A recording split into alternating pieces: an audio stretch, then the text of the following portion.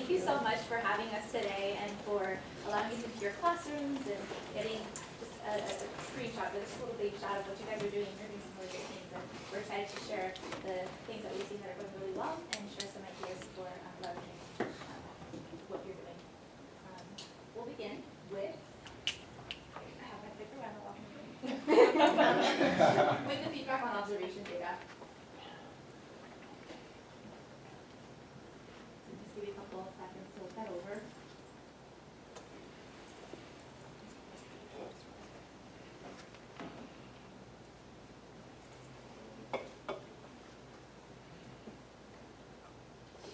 Any questions or thoughts? I'm wondering, maybe? Or they look like you're pretty excited. Good stuff, right? I think it's pretty affirming. I mean, just from my own practice, one thing that I've looked at my coaching observation dashboard is haven't been giving much feedback around closure and assessment. And the things that I saw recently this week, I was like, oh boy, we've got some work to do. So it's pretty affirming with my most recent observations. Okay. So we're going to get into specific flows and grows under the 4 domains that we focus in on today. And then each member of the group that really honed in on that specific domain will be able to share out, and then you're welcome to ask any questions and share your thoughts and the feedback that you see. We'll begin with observation and feedback. Who's our speaker? Okay, so some glows that we went through and recognized is, particularly we noticed several teachers, Ms. Johnson, Ms. Neves, Ms. Crouch, using a variety of different teaching strategies to increase their content retention and scholar engagement. Ms. Matheson in particular, we noticed how she was really pushing the use of the authentic IB learner profile connections made in her class and the real world connections. It was evident as you had gone through and indicated that teachers are creating and using the NYP rubrics for the performance test, so that was affirmed through that. Some glows that we recognized. Teachers ask strong questions, but they don't give enough opportunity and time for the scholars to answer them before they're immediately prepared to repeat the question, scaffold the question, or go through and answer the question themselves. Although holistic learning, we'll go on the next bullet point, was observed in many classes, the other tenets of IB, communication and cultural awareness, were not observed nearly as often.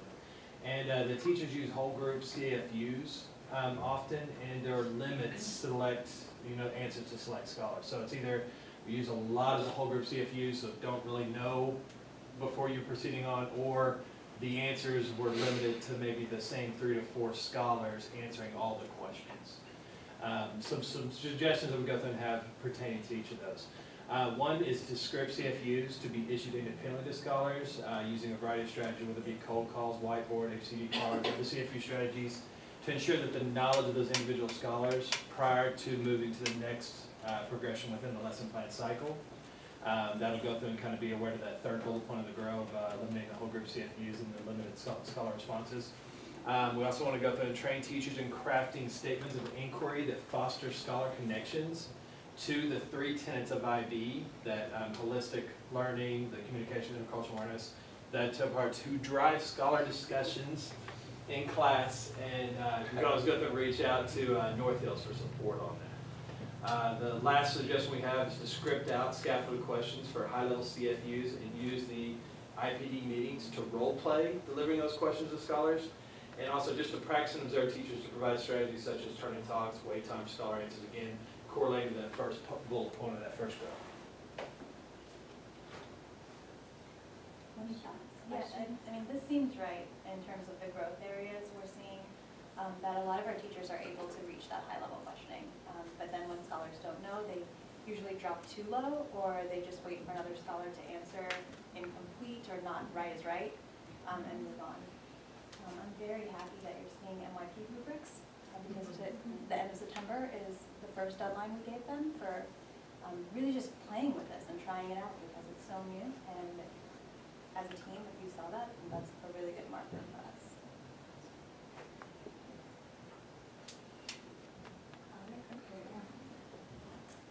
Professional development. Yeah. So around professional development, and when we looked at what the team saw, there's 2 big trends with flows. The first one was just like the culture y'all have around your professional development. You have like 4 different systems just around PD where teachers can get this, and they seem like this continuous learning is just going on.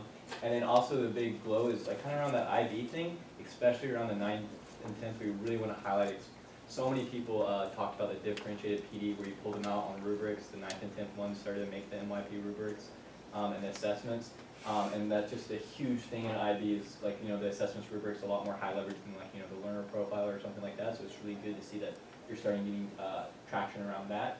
Now around GROWS, it has been like teachers maybe have had an opportunity to provide feedback either through a survey or some other way. And especially since you have so many different systems, it might be finding out like what is working for each system and what's not.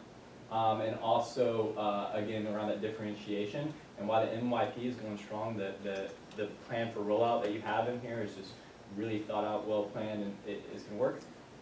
We're thinking about how we're going to do this with 11th and 12th grade, and noticing around in that classrooms that IB is taking a little bit longer for traction there, and obviously you're going to be authorized a little bit later for that as well, but it's starting that process now. So the suggestions we have is within that backwards plan that's really planned out, think about how you can start putting like the DP and the AP stuff, and like start to think about how you can combine it now and start rolling out that DP.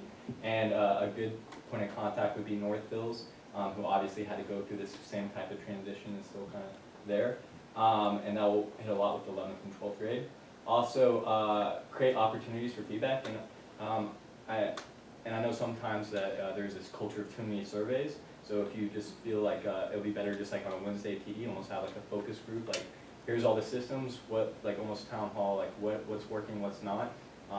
And that might also solve in the lunch debrief, y'all had that question mark around being overwhelmed and work-life balance and all that. So if you had an opportunity for teachers to have their voices heard in that type of situation, it might just make them feel heard, but also pick out if there's something that you want to focus more energy on this structure and then tighten up or eliminate something from another structure.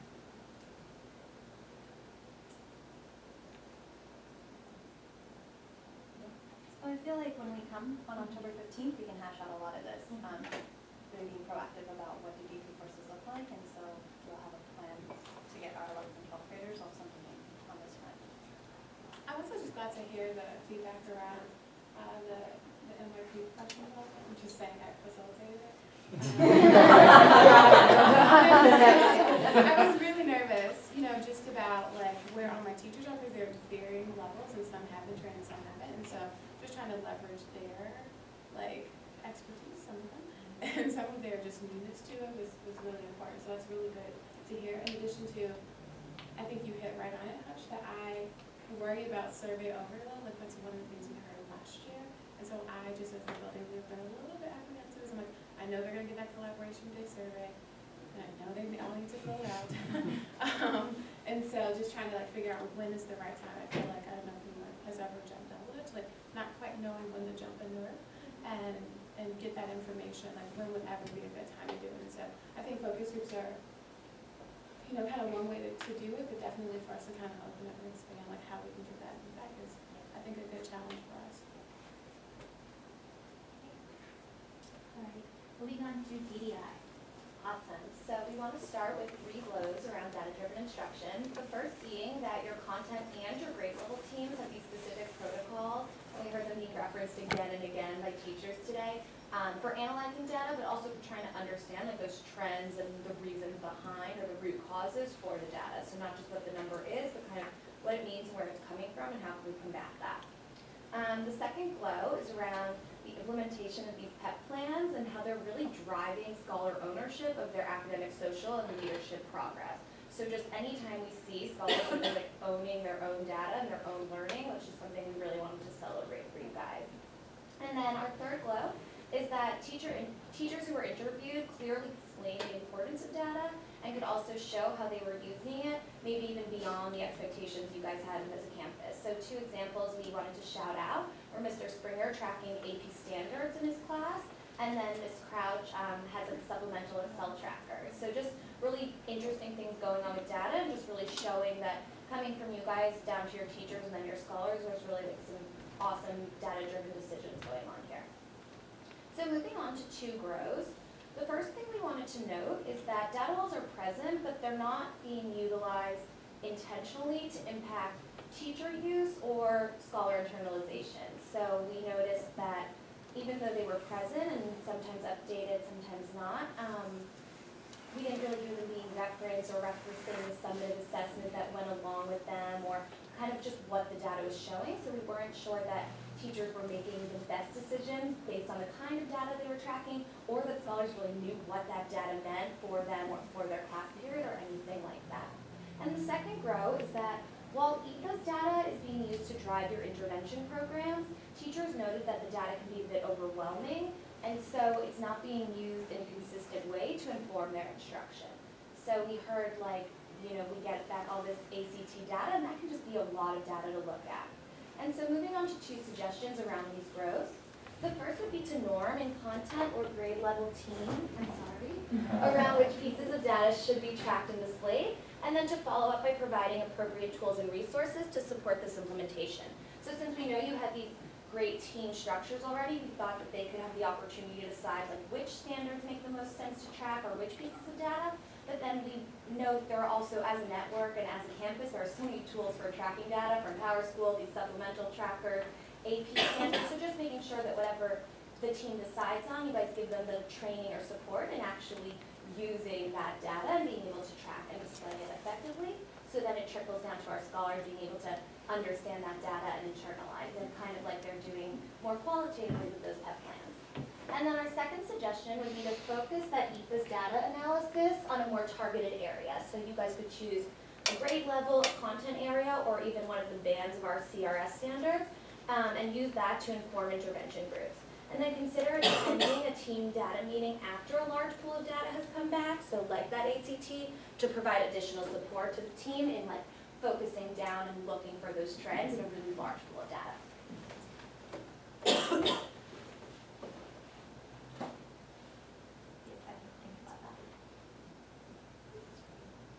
So I think just looking at that first suggestion, I think it's a good one. I think, and you guys can give me a little bit of feedback about this, giving teachers the option to kind of make that decision. So in my mind, we've kind of had it for 8 years in terms of making a choice. They've had huge, and the directive was to get narrow as you can. You're in the classroom, you're teaching, and with your scope and sequence, you're seeing some similarities in terms of their performance with PPAS. You're seeing what they're doing on the assessments and the interventions. You've got multiple data points, how do you want to narrow? And I've noticed they're having trouble making that decision. So I think that we might have to be a little bit more top down about what needs to be tracked and when it needs to be tracked in order for them to kind of grow within CRS, because there's just so many, and I get it, they want to fix everything. I think that's what I'm aiming for. Is that what you're getting to, or is that a further push with this suggestion? I think it wasn't only around CRS and intervention, but it was just in general. We saw some data walls that maybe had homework or do now or a quiz, and others had TEKS and others had different things. So just sort of trying to make the data walls more purposeful in a way that teachers really know what data is important for gauging scholar understanding. Is it a do now, is it a quiz, is it a TEK? And we know that varies from content area to content area. But then also making sure that the scholars are understanding which pieces are the most important. So we talked in our group, there might be a grade level where homework is really important to track, because maybe that's something you're working on culturally with those students, but there might be another greater content area where it's really TEKS driven. So it could obviously be applied to that intervention, those CRS as well, and I think support there is potentially needed. That's kind of getting into that part too about there are so many CRS standards, and what do they all mean, and how do we prioritize them?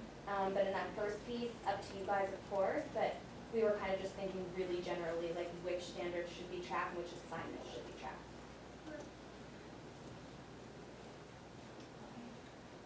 Our last is so starting off with some flows in planning, something that came up a lot in the interviews was that teachers felt like they had a lot more opportunities to collaborate, both horizontally and vertically. And some really great things that are happening is not only it seems very purposeful. that they're like, they're sharing practices, they're using the same language across grade levels, or content areas. Something else that we really wanted to highlight is, I think, Remy, that you mentioned it at lunch, is that you guys have a lot of CTLs here, which has been sort of great from somewhere like a network perspective, in that they're writing a lot of the plans that are being used. And a lot of the teachers that aren't CTLs are really utilizing those resources as well. And we've seen evidence that some of the common resources are used as well, so hopefully that might help with the work-life balance. As far as grows go, there was one that in multiple classes that we observed, the lesson plan that was posted and what we observed in class wasn't completely aligned. And then when we dug a little bit deeper, that there were kind of two root causes for that. The first one, was, and this is kind of an inference, was that it was a CTL plan that hadn't really been modified, so the teacher was just had the plan, but that wasn't what was being executed. But the second one wasn't necessarily lack of modification as much as it was a pacing issue. And I think that you guys kind of felt that too as we're transitioning to the block, is that the teachers just weren't able to get through the plan that they had initially designed. The second grow we had, this aligns really closely to what we said in observation and feedback, but it had to do with the questioning. Whenever, like you said, that we're starting to see more evidence of those higher level questions, but not necessarily the preparation for when you do when the kids don't get it. So, rather than anticipating a misconception, to me, I think it's exactly what you said. They would either just repeat the question, ask another scholar, or give the answer themselves. So the suggestions we have, and again, I think these go hand in hand a little as well, is the first one is maybe create a protocol for teachers to modify lesson plans to ensure that they can actually implement what they're sending. You guys are spending a lot of time providing feedback, so you want to make sure that that time's being well spent. And the second one has to do with the scaffolding questions. You guys have such a great opportunity with your collaborative teams, your grade level teams. We thought it would be great is, in addition to having them script those exemplar responses, actually role playing, either with their instructional coaches or with their peers. Have somebody be that really confused scholar, and what would that interaction look like? What are those questions that I have to ask to get them there? So it isn't just such a surprise when it occurs in class.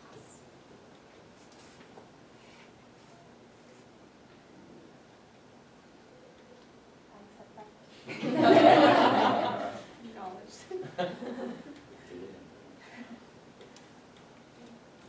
All right, well, that was the last of our feedback. Again, we just wanted to thank you for the time and for gracefully taking the feedback. We hope that this has been helpful for you. I know that it's been helpful for a lot of us in taking what you guys are doing really well and hoping to implement some of those ideas back on our campuses. We'll be back in the spring, and we'll get to probably do it on the same team so that we can all have some context when we return. So hopefully that will be helpful for you all as well. Again, thank you very much. Thank you. Thank you all for your time. And before everybody